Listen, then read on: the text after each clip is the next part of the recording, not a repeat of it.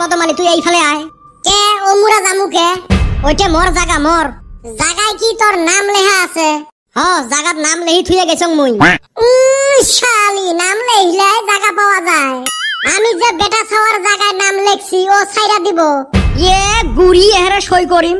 তোর বাপের দম আছে মোর জাগাত আসা? দম নাইকা দেহি তো কিছু কইতাছি না। এ যেতে আছেন অতে বসি থাকো তো, স্কুল আসি কাজিয়ে বেসাল। এ বল্টু একটা কথা ভাবছিস? মুই তো মেলা কথায় ভাবং, তোরটার সাথে এলা কমন পড়ে না নাই? বর্তমান যুগত স্কুল বন্ধ থাকলে আমার হোয়াটসঅ্যাপ গ্রুপত মেসেজ যায়। আগের যুগত ছাওয়াগুলো কেমনে খবর দিছিল রে? আগের যুগের মানুষগুলো না সকালে একবার স্কুলত আসি চেক করি গেছিল যে স্কুল খোলা না বন্ধ। আর আজকালি যুগত আমার আগত গার্জিয়ানে খবর পায়। হয় রে আগের যুগত স্কুলের জায়গা নিয়ে হাই রে মারামারি হছিল। আমার বাপ চাচারটাই শুনছিলেন সকালে যায়া বই থুয়ে জায়গা দখল করি আসছিল। সেলা আমরা বস্তা নিয়ে যায়া বসছিল, যার যার বস্তা তাইতেই বসছিল, কিসের আরো মারামারি? এ সুসে তোর বাপ তাহলে অঙ্গনবাড়ি সেন্টারত গেছিল, স্কুলত যায় নাই? এ সুসে আগের যুগত বেঞ্চে না আছিল স্কুলত, মানুষ গাছের তলতে লেখাপড়া করছে। কাইরে গাছের তলত লেখাপড়া করিল? ওই যে আমার বাপ চাচারা। আর তোমাক এত সুবিধা করে দেওয়া হয়েছে তাও তোমরা পড়াশোনা করে নেই দেও? অতি সুবিধা করে দিছেন।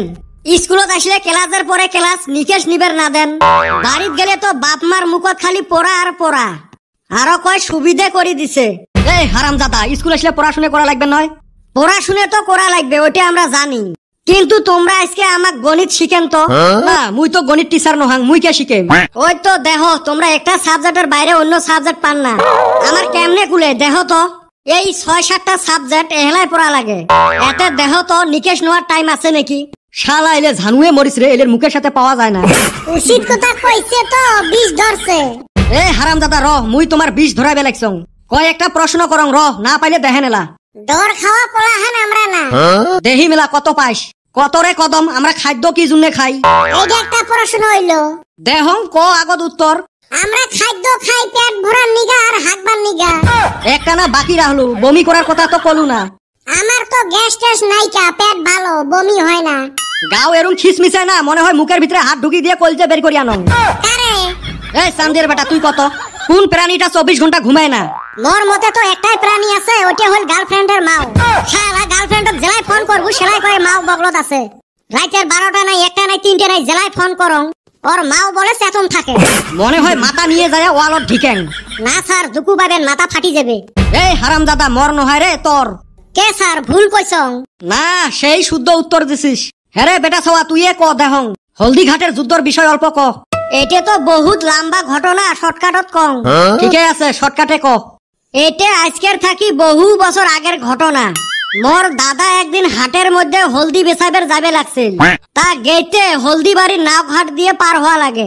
হলদি বাড়ির ওই ঘাটতে এক ব্যাপারীয়ে দাদার সাথে হলদি নিয়ে দামাদামি করিল।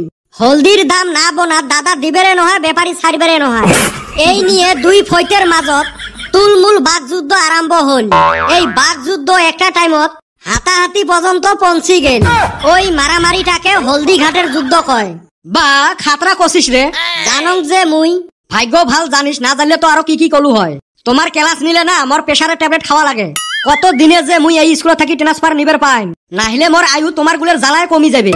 রিটিয়ার হইতে হইতে বান মোর হাত দিয়ে বিশ্রি পাবেন নহয়। মোর গাও তকতকাইবে লাগছে রে, মুই গেলুম রে। স্যার মক তো কিছু পুশ করলেন না। তুই ছাওয়াটা ভালো আসলু, এই বান্দর গুলের সাথে থাকতে থাকতে তুইও বান্দর হচ্ছিস। আর মোর উল্টে পাল্টা উত্তর শুনবার শক্তি নাই।